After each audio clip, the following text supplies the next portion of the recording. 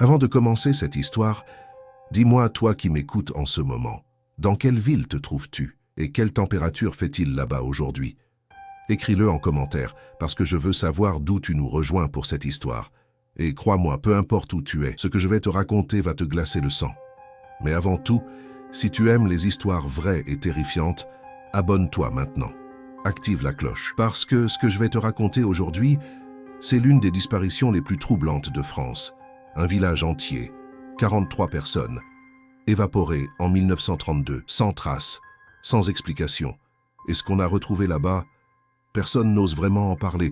Mets ton casque, installe-toi et surtout, reste jusqu'à la fin, parce que la vérité est encore plus terrifiante que tu ne l'imagines. Je vais te raconter une histoire qui s'est passée en 1932, dans les montagnes glacées de la Lozère. Une histoire que les archives officielles ont essayé d'effacer. Mais les témoignages, eux, sont restés, murmurant dans l'ombre, attendant qu'on les écoute. L'hiver 1932 avait frappé la Lozère comme un point de fer. Imagine ces montagnes, ces routes prises sous la glace, ces arbres qui se tordent sous le poids de la neige, ce vent qui hurle à travers les gorges comme une bête enragée. Dans ces montagnes perdues, il existait un hameau qu'on appelait les Croix Mortes. Un nom sinistre, tu ne trouves pas? Mais c'était aussi un lieu oublié du monde. 12 maisons de pierre, 43 habitants, pas d'électricité, pas de téléphone. Juste la vie, lente et rude, rythmée par les saisons. Le facteur, Étienne Margal, montait là-haut une fois par mois, parfois moins, quand la neige bloquait tout. Étienne était un homme solide, au visage tanné par le froid, aux mains larges habituées à tenir les rênes. Il connaissait chaque sentier, chaque virage dangereux, chaque maison de ce village. Il connaissait aussi les gens, leurs visages, leurs voix. Ce matin de mars, alors que le printemps tardait à venir, Étienne se mit en route vers les Croix Mortes, avec son mulet chargé de courriers et de quelques provisions. Écoute bien ce détail, parce qu'il est important. La montée était longue, presque 4 heures à travers des chemins escarpés où le silence semblait peser comme du plomb. D'habitude, à mi-chemin, Étienne entendait déjà les cloches de l'église ou les aboiements des chiens du vieux Casteran. Mais ce jour-là, rien qu'un silence épais, étouffant. Un silence qui n'était pas naturel. Quand il arriva enfin en vue du village, Étienne sentit quelque chose d'étrange, quelque chose qu'il ne pouvait pas nommer. Tu sais ce sentiment? Quand ton instinct te crie de faire demi-tour, mais que tu continues quand même. Le mulet aussi le sentit. Il s'arrêta net, les oreilles rabattues, refusant d'avancer. Étienne dut le tirer par la bride, le forcer à continuer. Mais l'animal tremblait. Il tremblait comme s'il avait peur. Les premières maisons apparurent dans la brume matinale. Portes fermées, volets clos. Aucune fumée ne s'élevait des cheminées. Aucun bruit. Pas un cri d'enfant. Pas un claquement de porte. Rien. Étienne descendit de son mulet, attacha la bête à un poteau près de la fontaine. L'eau coulait encore, mais elle semblait étrangement sombre, presque visqueuse. Il s'approcha de la première maison, celle de la veuve Joséphine Roux, une vieille femme toujours souriante, qui lui offrait du pain de seigle à chaque visite. Il frappa à la porte. Rien. Il frappa encore. Toujours rien. Alors il poussa la porte. Elle n'était pas verrouillée. Elle s'ouvrit dans un grincement lugubre. L'intérieur était plongé dans la pénombre. Une odeur étrange flottait dans l'air, pas celle de la mort. Non, quelque chose de plus ancien, de plus profond, comme une odeur de terre mouillée mêlée à du fer. Et là, ce qu'Étienne vit le glaça jusqu'aux os. La table était mise. 3 assiettes, 3 verres, 3 couverts, comme si un repas allait être servi. Mais tout était figé dans le temps. La soupe dans les assiettes était couverte d'une fine pellicule de moisissure. Le pain était dur comme de la pierre, et sur le mur, au-dessus de la cheminée, il y avait une croix. Mais écoute bien ça. La croix était renversée, tête en bas. Étienne sentit un frisson glacé lui parcourir l'échine. Il recula, sortit de la maison, respira un grand coup. Puis il courut vers la maison suivante, puis la suivante, puis encore la suivante. Toutes vides, toutes dans le même état. Table mise, portes ouvertes, croix renversée, mais aucune trace de violence, aucune trace de lutte, aucune trace de sang. Juste l'absence. 43 personnes avaient disparu, volatilisées. Et au centre du village, devant l'église, quelque chose était gravé dans la pierre du sol. Des symboles, des cercles, des lignes entrelacées. Et au milieu, un seul mot, tracé à la craie rouge. Revenant. Tu comprends ce que ça veut dire, revenant. Celui qui revient, celui qui ne devrait pas être là, celui qui appartient à l'autre côté. Étienne Margal quitta les Croix Mortes en courant, sans même reprendre son mulet. Il dévala la montagne comme un fou, le cœur battant à tout rompre, les poumons en feu. Et quand il arriva au bourg le plus proche, à Mende, il se précipita chez les gendarmes. Ce qu'il leur raconta ce jour-là, ils ne le crurent pas tout de suite. Un village entier disparut, impossible.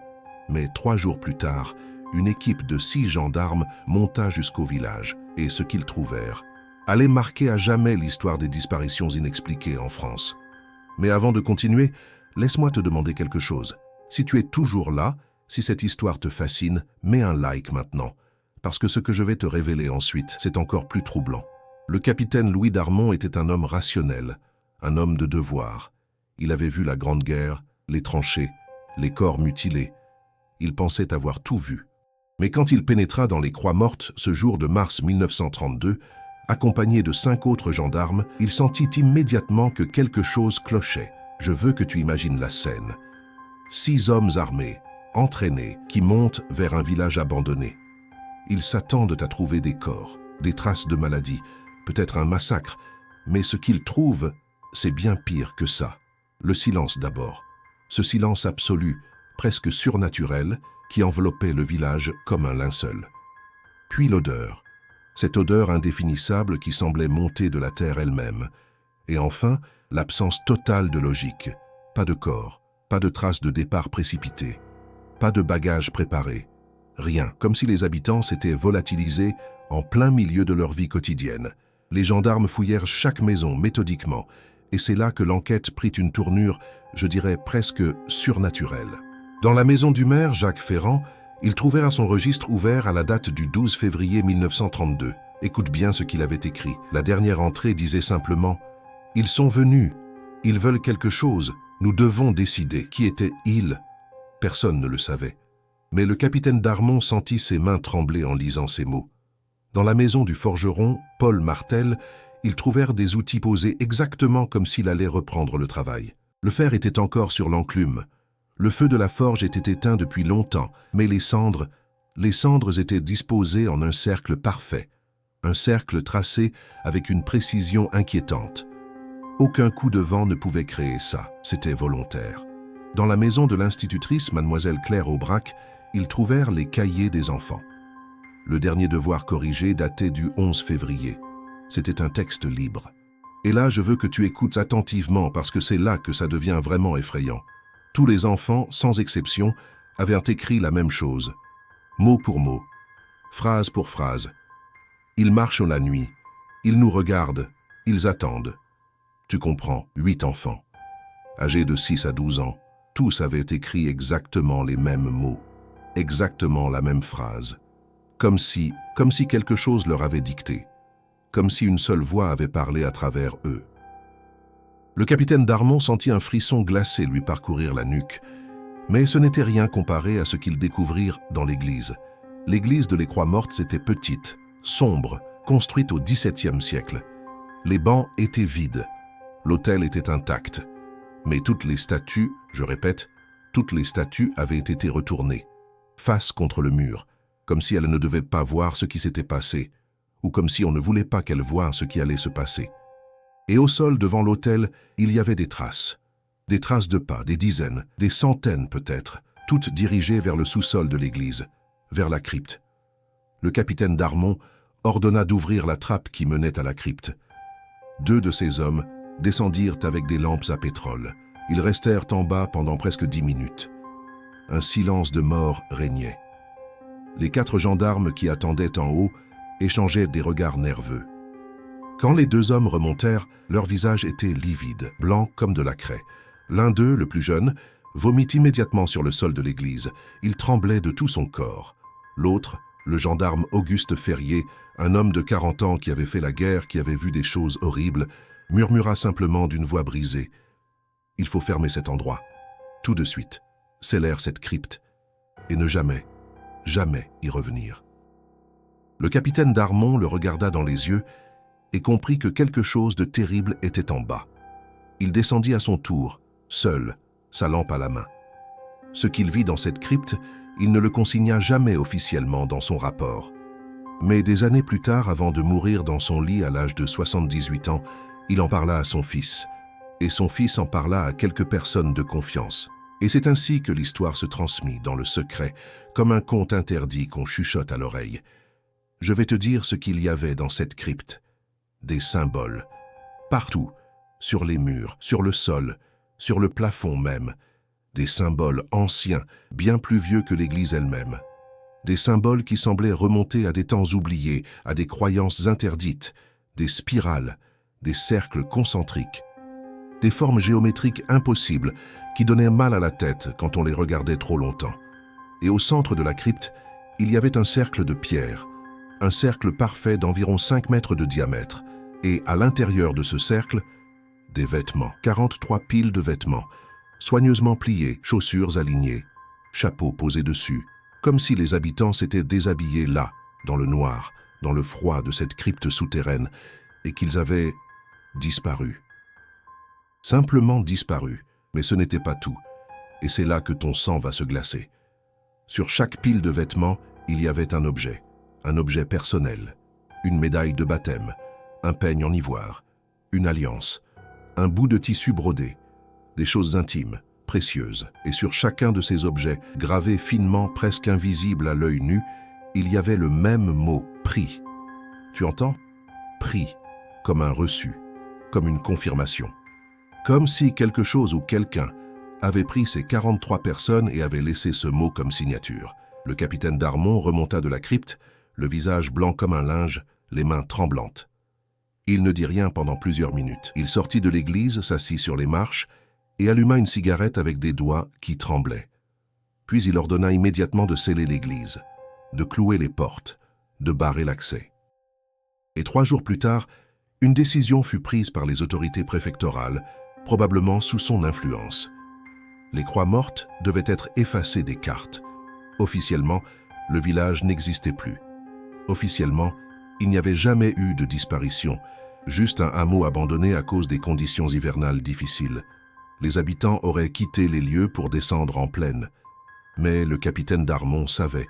Il savait que c'était un mensonge. Il savait que quelque chose s'était passé là-haut. Quelque chose que la raison ne pouvait pas expliquer.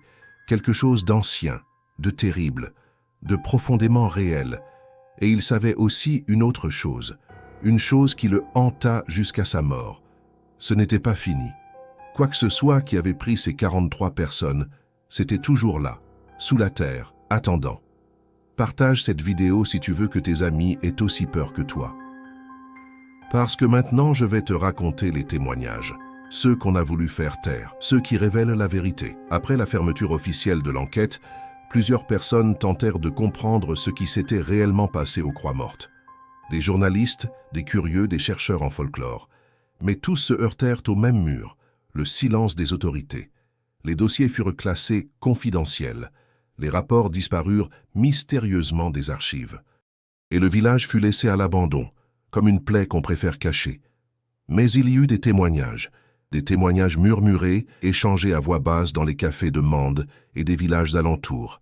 Des témoignages que personne n'osa jamais publier officiellement, mais qui circulèrent comme ces histoires qu'on raconte à la nuit tombée quand le feu crépite et que les ombres s'allongent sur les murs. Je vais te raconter 3 de ces témoignages, les plus troublants, les plus cohérents aussi, ceux qui, mis bout à bout, dessinent une image terrifiante de ce qui s'est vraiment passé là-haut. Premier témoignage.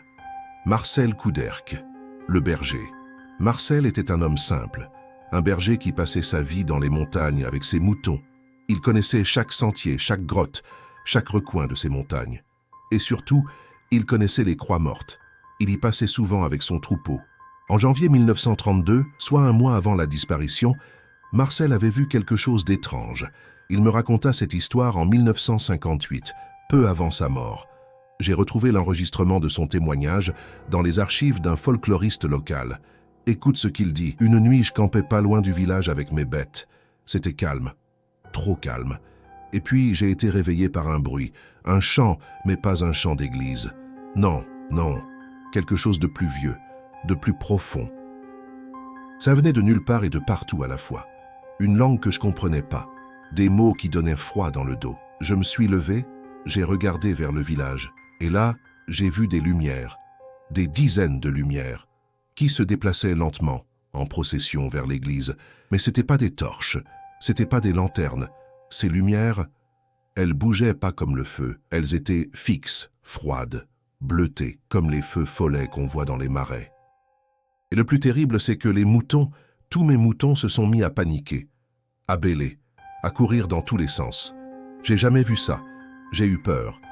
Une peur comme j'avais jamais connue. Alors j'ai tout rassemblé et je suis parti, en pleine nuit.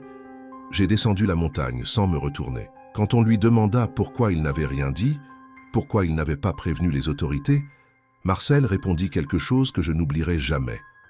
Parce que je savais. Je savais qu'il fallait pas se mêler de ça. Il y a des choses dans ces montagnes, des choses qui sont plus vieilles que nous, plus vieilles que l'Église, plus vieilles que la raison. Et ces choses-là, elles pardonnent pas aux curieux. Deuxième témoignage. Marguerite Salis, l'ancienne habitante. Marguerite était une femme élégante, instruite. Elle avait grandi aux Croix-Mortes, mais avait quitté le village en 1930 pour se marier et vivre à Mende. Quand elle apprit la disparition de tous les habitants, y compris ses propres parents, elle vint voir les gendarmes et elle leur raconta quelque chose que personne n'avait osé dire. Elle leur raconta que le village cachait un secret ancien, un secret transmis de génération en génération, mais seulement aux adultes. Aux enfants, on ne disait rien jusqu'à leurs 18 ans. C'était la règle. Marguerite expliqua que les Croix-Mortes avaient été construits sur les ruines d'un ancien site, un site païen, un lieu de culte bien antérieur au christianisme, un lieu où, disait-on, on honorait des entités qui n'avaient pas de nom, des entités qui vivaient sous la terre, dans les profondeurs de la montagne. Mon père m'a raconté, quand j'ai eu 18 ans, dit Marguerite aux gendarmes, que nos ancêtres avaient passé un pacte avec ces entités, ces gardiens souterrains, comme on les appelait. Ils protégeaient le village, ils empêchaient les maladies, les famines, les malheurs. En échange, tous les 100 ans, on devait leur offrir quelque chose. « Quoi » demanda le capitaine d'Armont. Marguerite le regarda dans les yeux et sa voix trembla. « Ça, on me l'a jamais dit. Mon père refusait d'en parler. Mais j'ai compris, avec le temps.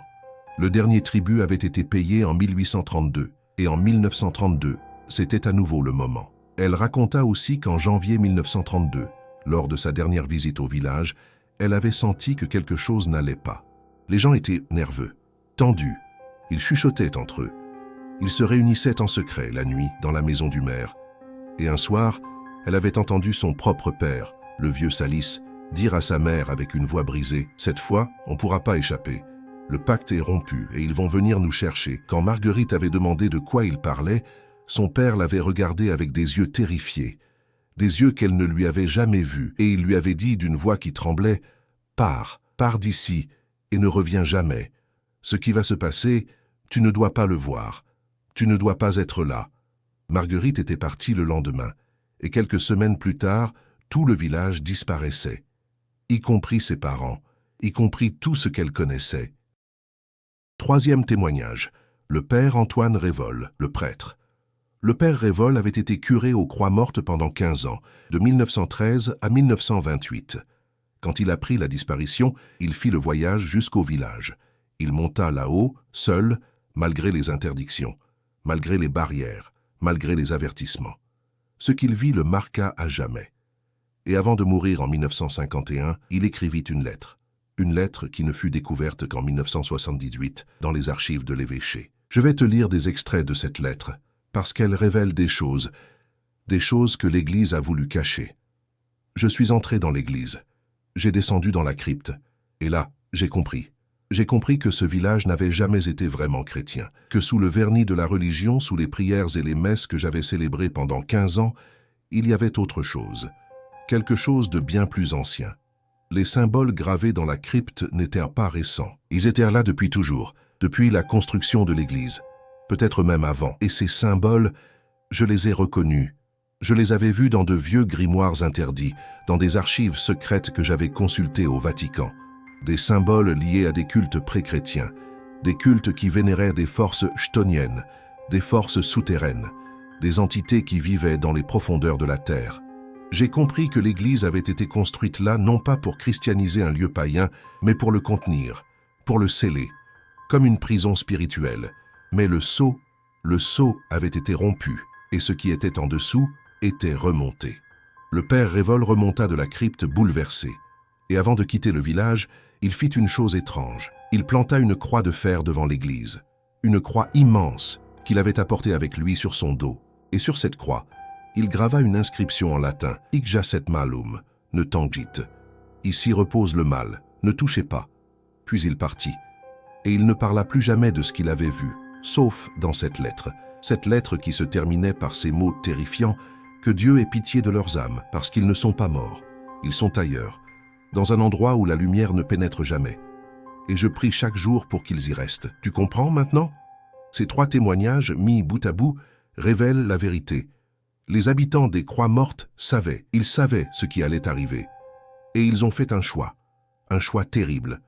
Mais l'histoire ne s'arrête pas là, parce que dans les années qui suivirent, d'autres choses se produisirent. Des choses étranges, des choses inexpliquées, des choses qui prouvent que peut-être ce qui a pris ces 43 personnes n'en a pas encore fini.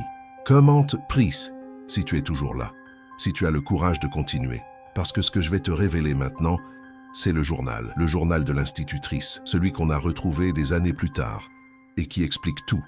En 1956, presque 25 ans après la disparition, quelque chose de stupéfiant se produisit, un événement qui relança toute l'affaire. Un antiquaire de Lyon, M. Henri Beaumont, acheta une malle lors d'une vente aux enchères. Une vieille malle poussiéreuse qui provenait, disait le catalogue, d'une succession familiale de la région de Mende. Quand Henri l'ouvrit chez lui, curieux de découvrir ce qu'elle contenait, il trouva des vêtements anciens, quelques bijoux sans grande valeur, des lettres jaunies et un journal intime, un carnet relié de cuir usé, aux pages couvertes d'une écriture fine et régulière. Sur la première page, une inscription qui lui glaça le sang, journal de Claire Aubrac. Institutrice aux Croix Mortes, 1931-1932. Claire Aubrac, l'institutrice du village. Celle dont les gendarmes avaient retrouvé les cahiers des enfants. Celle qui avait disparu avec tous les autres. Celle dont les vêtements avaient été retrouvés dans la crypte. Henri Beaumont commença à lire, et ce qu'il lut le terrifia tellement qu'il contacta immédiatement les autorités. Mais encore une fois, on lui demanda de garder le silence. On lui proposa même de racheter le journal. Une somme importante. Très importante. Mais Henri refusa. Il fit des copies. Il les distribua à quelques personnes de confiance, des historiens, des journalistes. Et c'est ainsi que le contenu du journal finit par filtrer, circulant sous le manteau, devenant une sorte de légende urbaine macabre. Je vais te raconter ce qu'il y avait dans ce journal. Je vais te lire les passages les plus importants. Ceux qui donnent enfin un sens à toute cette histoire. Ceux qui révèlent ce qui s'est vraiment passé là-haut, dans ce village maudit. Prépare-toi, parce que ce que tu vas entendre, c'est la vérité. Crue, terrifiante, inacceptable. 15 novembre 1931. Je suis arrivé aux Croix Mortes il y a 3 mois. C'est un village étrange. Les gens sont gentils, polis, mais distants. Ils me regardent avec une méfiance à peine voilée, comme si j'étais une intruse. Le maire, M. Ferrand, m'a convoqué le jour de mon arrivée. Il m'a dit d'un ton très sérieux que je devais respecter certaines règles. Ne pas poser de questions sur l'histoire du village, ne pas fouiller dans les archives de l'église, ne jamais, au grand jamais, descendre dans la crypte. J'ai trouvé cela bizarre, mais j'ai accepté. Après tout, je suis là pour enseigner et pas pour juger leurs coutumes. 3 décembre 1931. Les enfants sont étranges.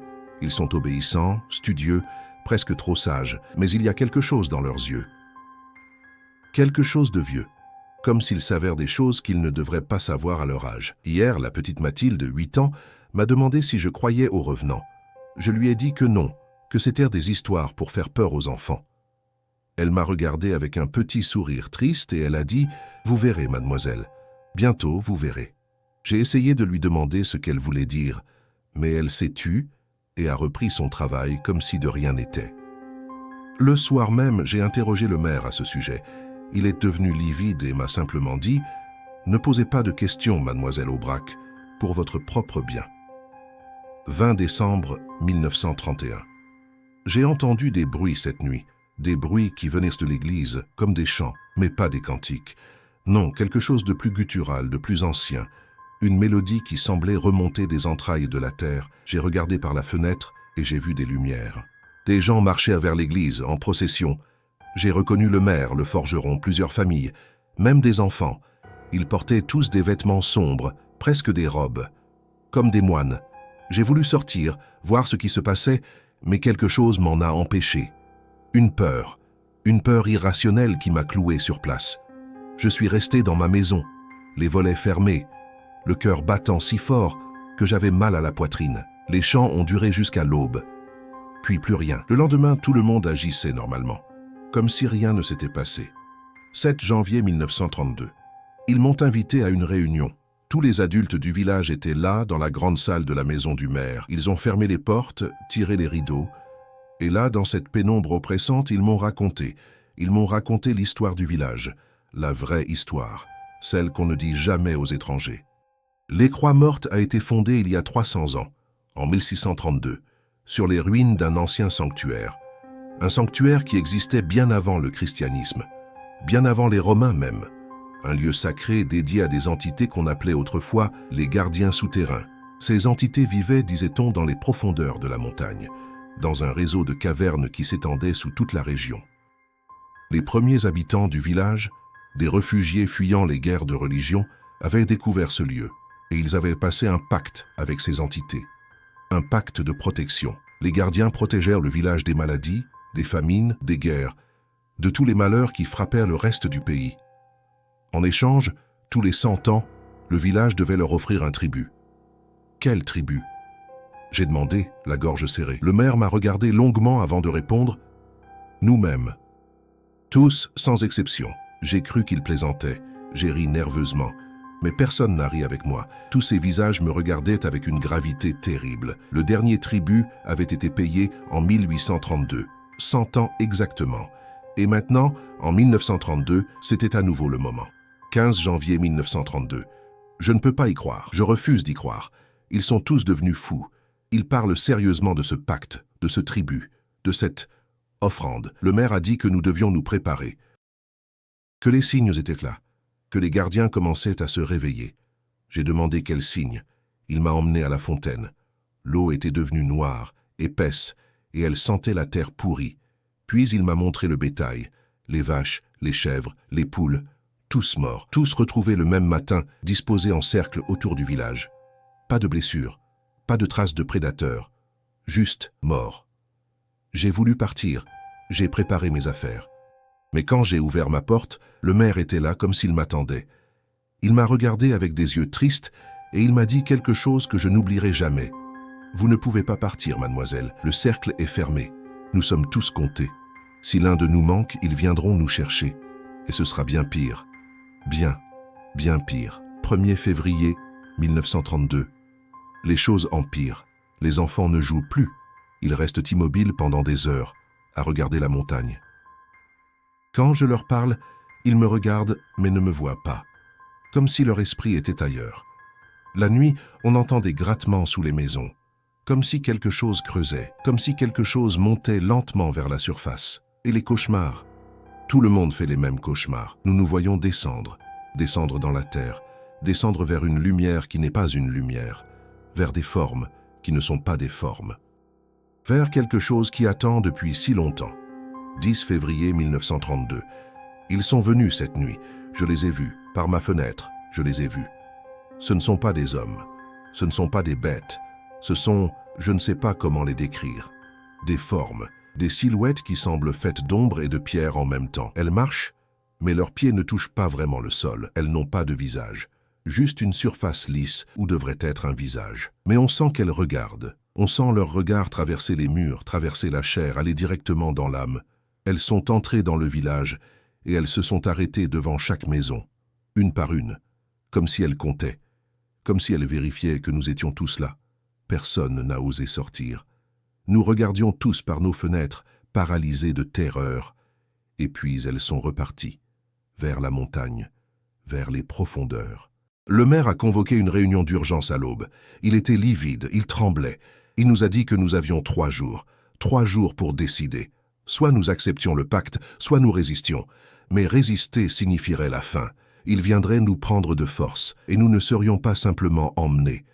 Nous serions transformés en quelque chose de pire que la mort.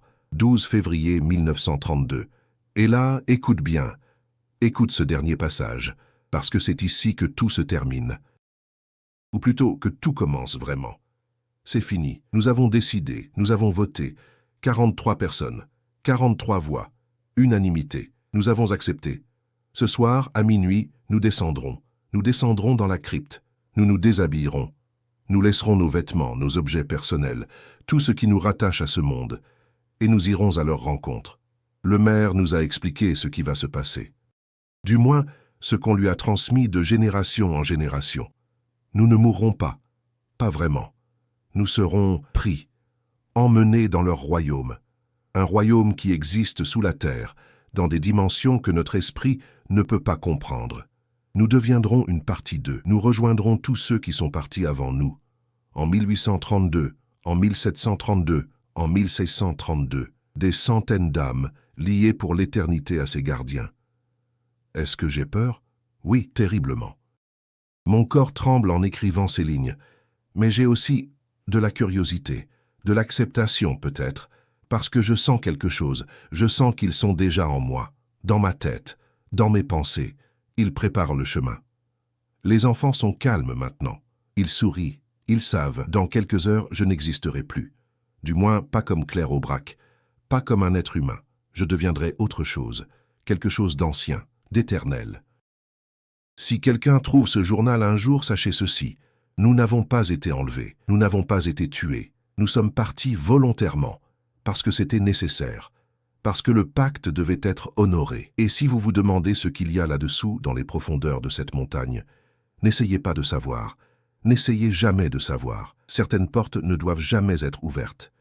Il est presque minuit, les cloches sonnent, nous nous rassemblons. Adieu. C'était la dernière entrée, datée du 12 février 1932 à 23h47, quelques minutes avant minuit. Quelques minutes avant que 43 personnes descendent volontairement dans cette crypte pour ne jamais revenir. Quand Henri Beaumont termina la lecture de ce journal, il pleura. Il pleura pour ces gens, pour ses enfants, pour cette institutrice qui avait écrit ces derniers mots avec tant de lucidité, tant d'acceptation résignée. Il voulut publier le journal, alerter l'opinion publique.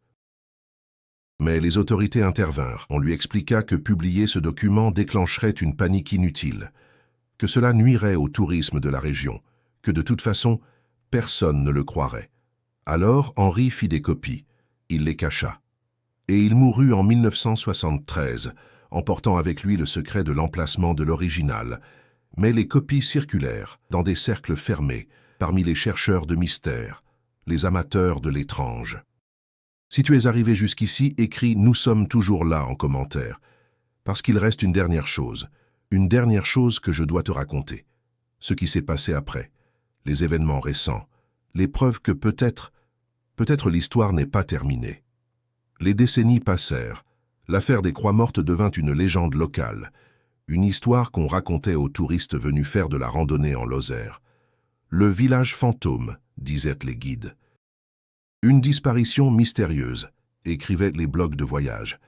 Mais pour ceux qui savaient, pour ceux qui avaient lu le journal, pour ceux qui avaient entendu les témoignages, l'affaire restait ouverte, béante comme une plaie qui refuse de cicatriser, parce que de temps en temps, des événements étranges venaient rappeler que peut-être ce qui s'était passé là-haut en 1932 n'était pas une fin, mais un commencement.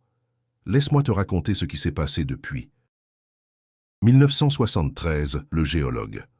Un géologue nommé Marc Valentin fut mandaté par l'université de Clermont-Ferrand pour étudier les formations rocheuses de la Lozère. Son travail l'amena près de l'ancien emplacement des Croix-Mortes. Il installa son campement à quelques centaines de mètres des ruines et commença ses relevés.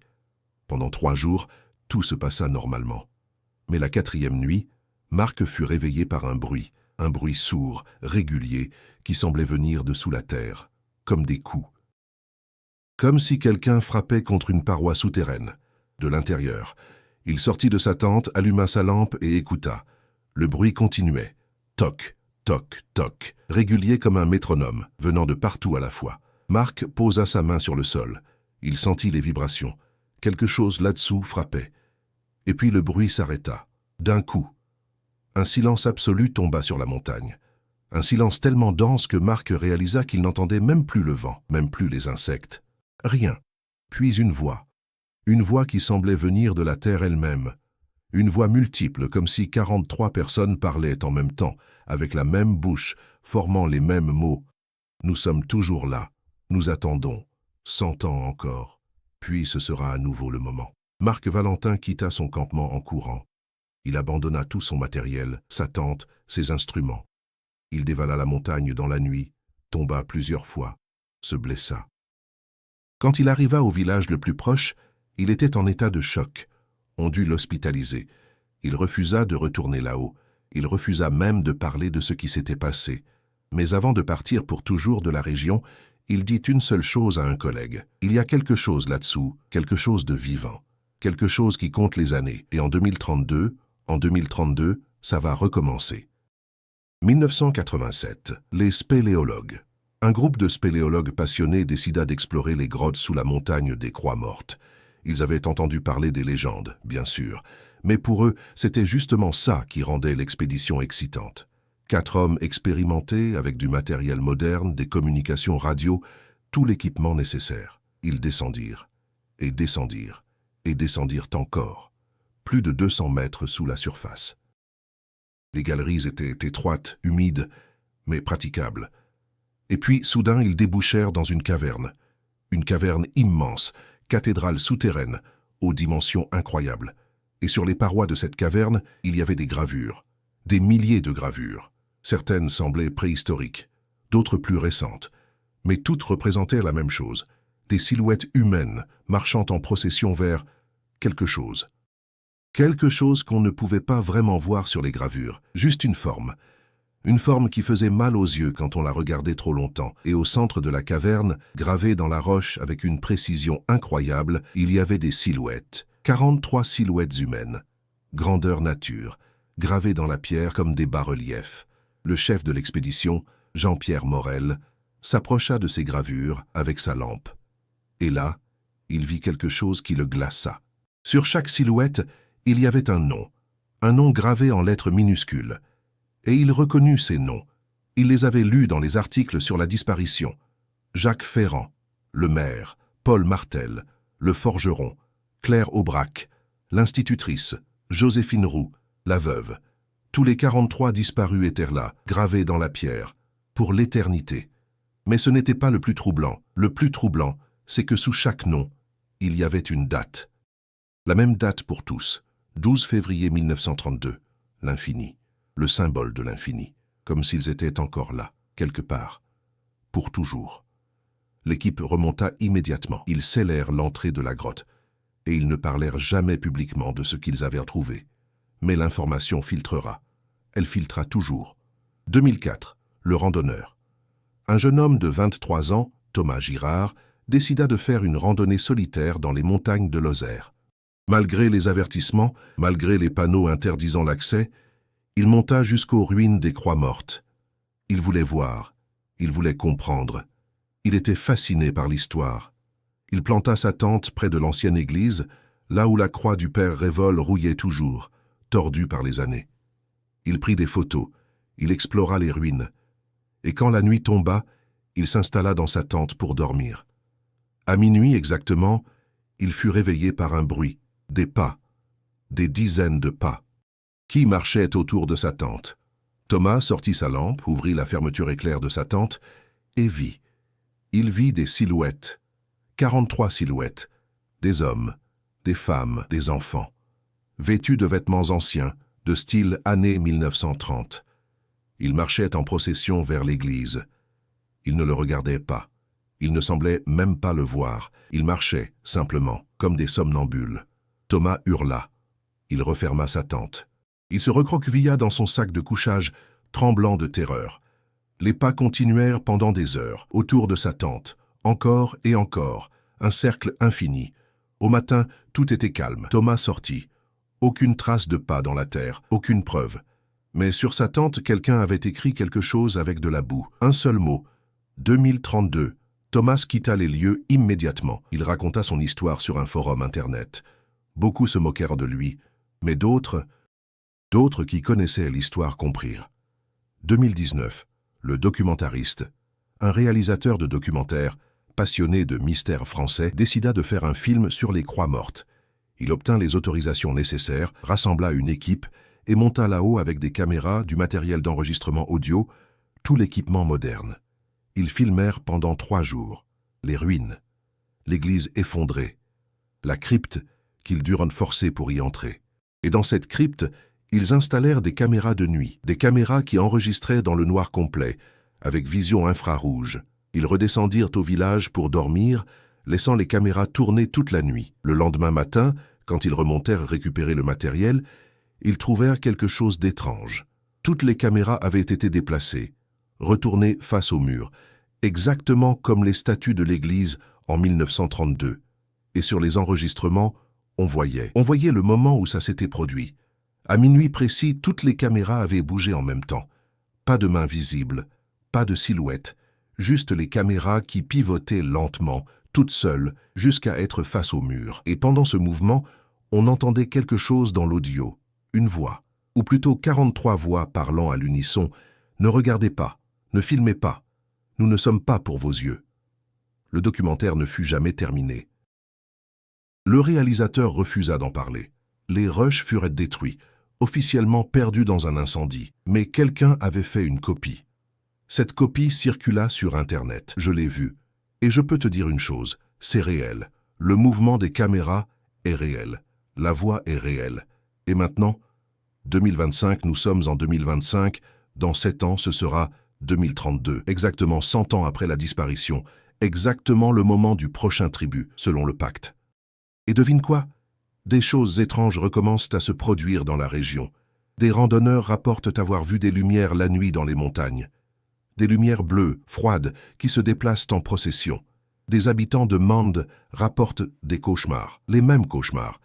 Ils se voient descendre sous la terre, vers quelque chose qui attend. Et il y a 2 mois, en août 2025, quelque chose d'encore plus troublant s'est produit. Une jeune fille de 10 ans, en vacances dans la région avec ses parents, s'est perdue lors d'une randonnée. On l'a retrouvée 6 heures plus tard, assise près des ruines de l'église des Croix Mortes. Elle était en état de choc, elle ne parlait plus. Quand elle a enfin recommencé à parler des jours plus tard, elle a dit une seule chose. Les gens sous la terre m'ont dit de dire aux autres. Ils arrivent bientôt, en 2032. Et cette fois, ils veulent plus que 43. Tu comprends maintenant pourquoi cette histoire me fascine. Pourquoi je devais te la raconter? Parce que ce n'est pas fini, ce n'est jamais fini. Quelque chose dort sous cette montagne, quelque chose d'ancien, quelque chose qui se réveille tous les 100 ans. Et dans 7 ans, ça va recommencer. Abonne-toi si tu veux que je retourne là-haut en 2032, si tu veux que je filme ce qui va se passer. Parce que je te le dis maintenant, j'y serai. Je monterai à les Croix Mortes le 12 février 2032 à minuit. Et je verrai de mes propres yeux si la légende est vraie. Mais avant la fin de cette histoire, il reste une dernière chose que je dois te raconter.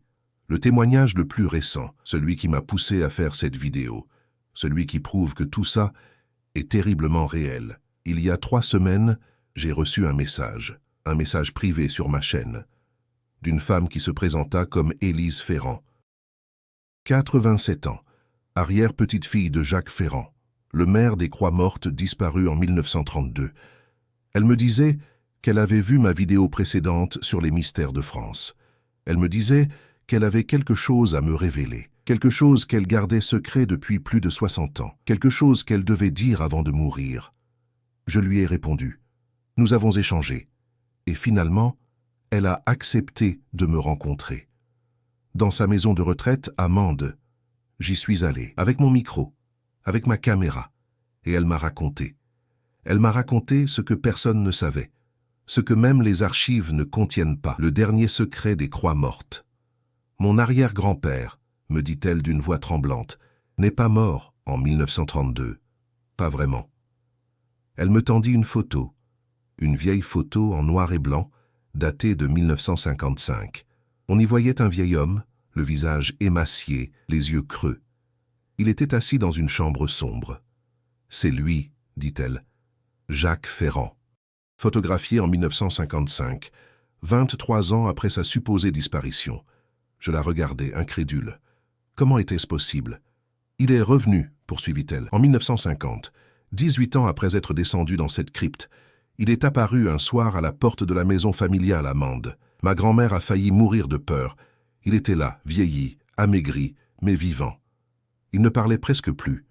Il passait ses journées à regarder par la fenêtre, vers les montagnes. Et parfois il murmurait des choses. « Quelles choses ?» demandai-je. Il disait qu'ils étaient toujours là-bas, tous les 43, qu'ils vivaient dans un endroit qui n'était ni mort ni vivant. Un endroit entre les mondes. Il disait que le temps n'existait pas là-bas, qu'une seconde pouvait durer 1000 ans et 1000 ans pouvaient passer en une seconde.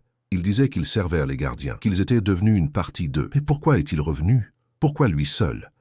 Élise me regarda avec des larmes dans les yeux. Parce qu'il a résisté. Au dernier moment, dans la crypte, alors que tous les autres franchissèrent le passage, il a eu peur. Il a reculé. Il s'est enfui. Il a couru dans les tunnels sous l'église pendant des heures, des jours peut-être. Il ne savait plus. Et finalement, il a trouvé une sortie, une fissure dans la roche. Il est remonté à la surface. Mais les autres étaient déjà partis, déjà pris. Et lui, il était condamné à vivre avec ce qu'il avait vu, avec ce qu'il savait. Il m'a raconté, avant de mourir en 1962, ce qu'il avait vu dans cet endroit, dans ce passage. Il m'a dit qu'il avait vu les gardiens, leur vraie forme, et que cette forme, elle était impossible. Elle brisait l'esprit humain rien qu'à la regarder. Des géométries qui ne devraient pas exister. Des dimensions qui se pliaient sur elles-mêmes.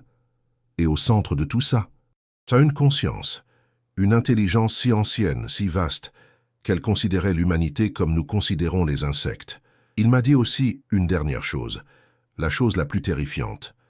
Élise s'arrêta, respirant avec difficulté. Je lui tendis un verre d'eau. Elle but lentement, puis reprit. Il m'a dit que le pacte n'était pas juste avec les Croix-Mortes. Il y avait d'autres villages, d'autres endroits dans le monde, des centaines peut-être, tous fondés sur le même principe, tous payant le même tribut tous les 100 ans. Il m'a dit que c'était comme ça depuis toujours, depuis que l'humanité existe, que ces entités, elles se nourrissent de nous, lentement, patiemment, un village à la fois, une génération à la fois. Et il m'a dit qu'en 2032, ce ne serait pas seulement les Croix-Mortes. D'autres villages allaient devoir payer, d'autres endroits dans le monde, tous en même temps, parce que le cycle global arrive à sa fin. Parce que les gardiens se réveillent vraiment. Je restai silencieux pendant un long moment. Puis je demandai, « Vous me croyez ?» dit-elle. « Ou pensez-vous que je suis une vieille folle ?» Je la regardai dans les yeux, ces yeux qui ne mentaient pas, ces yeux qui avaient en vue la terreur dans ceux de son arrière-grand-père. « Je vous crois, » dis-je simplement. Elle sourit tristement, puis sortit une enveloppe de sa poche. « Prenez ceci. Ce sont les dernières notes de mon arrière-grand-père. Il les a écrites juste avant de mourir. Il voulait que quelqu'un les publie un jour. Mais personne n'a jamais osé. Peut-être que vous aurez le courage. » Je pris l'enveloppe. Je l'ouvris ce soir-là dans ma chambre d'hôtel. Et ce que j'y lus, je vais te le lire maintenant. Les derniers mots de Jacques Ferrand, maire des Croix-Mortes, dernier témoin de la disparition. À celui qui lira ces lignes, je vais bientôt mourir, le cancer me dévore de l'intérieur. Mais ce n'est pas ça qui me tue, c'est le remords. Le remords d'avoir abandonné les autres, d'avoir fui alors qu'eux sont restés, d'avoir vécu alors qu'eux sont devenus autre chose. Je veux que vous sachiez la vérité. La vraie vérité, pas celle des légendes, pas celle des rapports de police. La vérité que j'ai vue de mes propres yeux. Les gardiens sont réels, ils existent depuis avant l'humanité. Ils vivaient dans les profondeurs de la terre bien avant que nous marchions à sa surface. Et quand nous sommes arrivés, ils ont trouvé en nous quelque chose d'utile, quelque chose qu'ils voulaient. Nos âmes? Non. Nos corps? Non plus. Ce qu'ils veulent, c'est notre conscience, notre capacité à penser, à rêver, à imaginer, parce que